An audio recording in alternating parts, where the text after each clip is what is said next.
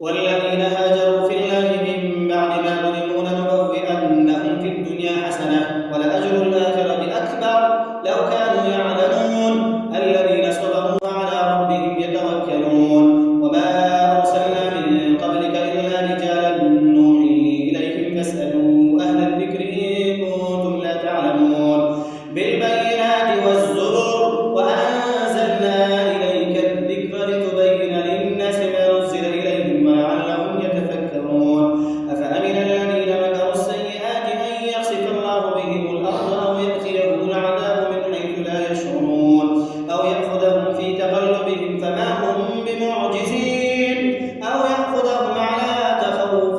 فإن ربكم لرؤوف رحيم أولم يروا إلى ما خلق الله من شيء يتفيأ ظلاله عن اليمين والشمائل سجدا لله وهم داخرون ولله